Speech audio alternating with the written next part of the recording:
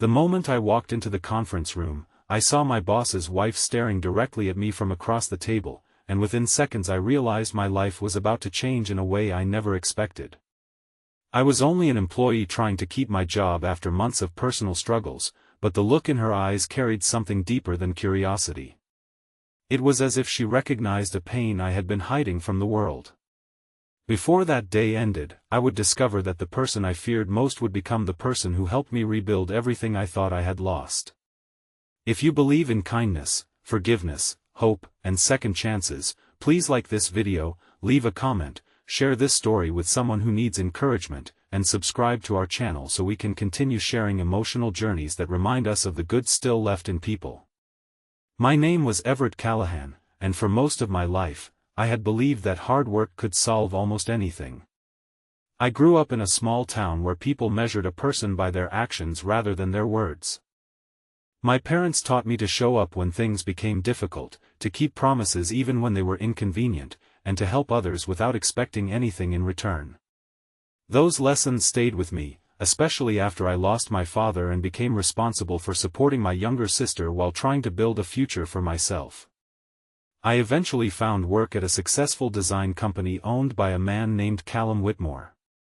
He was known as a demanding businessman who expected perfection from everyone around him. Many employees respected him, but few felt comfortable around him. He had built his company from nothing, and his success had made him careful, guarded, and sometimes distant. I understood that kind of personality because I had also learned to hide my emotions behind responsibility. For 3 years, I worked quietly in the background. I was never the loudest person in the office, never the one asking for attention, but I was always the one staying late to finish projects and fixing mistakes before anyone noticed them. I believed loyalty mattered, and I hoped one day my efforts would be recognized. Then came the morning when everything changed.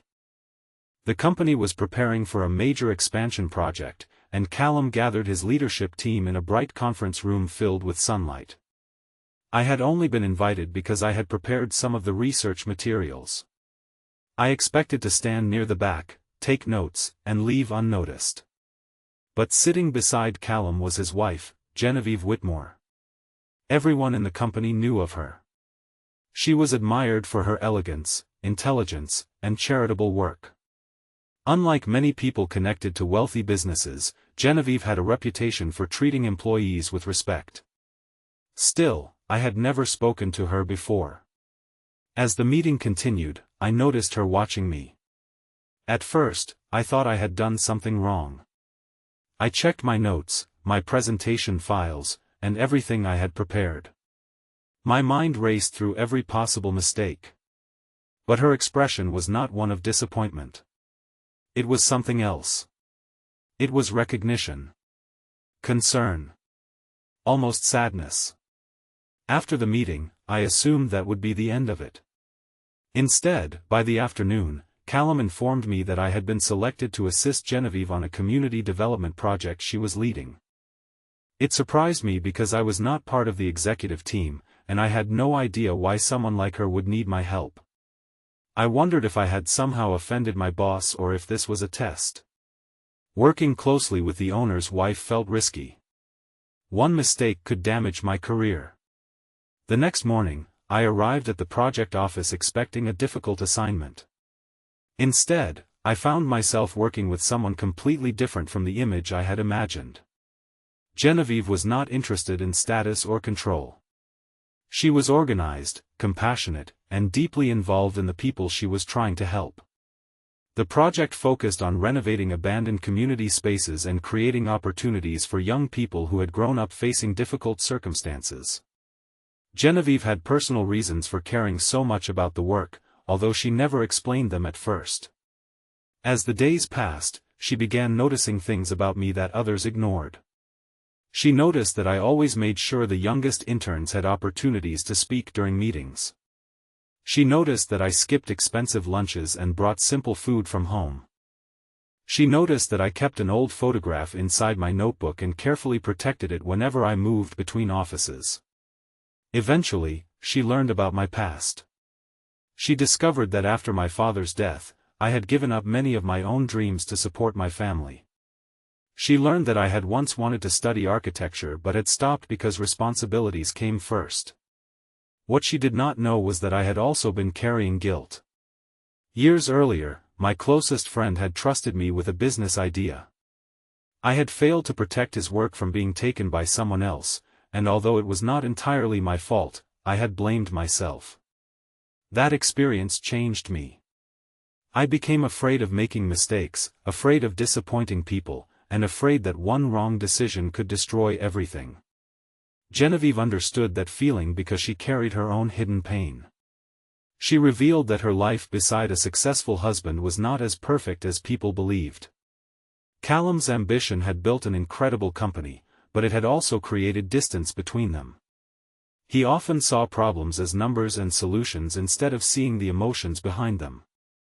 Genevieve had spent years trying to remind him that success meant little if people were forgotten along the way. Working together slowly changed both of us. I became more confident, and she became more hopeful. She encouraged me to bring back the creativity I had buried for years. She pushed me to believe that my ideas mattered. But not everyone approved of our partnership. Some employees began whispering that I was receiving special treatment. They assumed there was a hidden reason behind Genevieve choosing me for the project. The rumors spread quickly, and I felt my reputation beginning to suffer. The hardest part was knowing that Callum heard those rumors too. One afternoon, during a major project review, I entered the office expecting criticism. Instead, I found myself facing a decision that could change my entire career. Callum had received complaints about my involvement with his wife's project, and he needed to decide whether I should remain. I prepared myself to leave.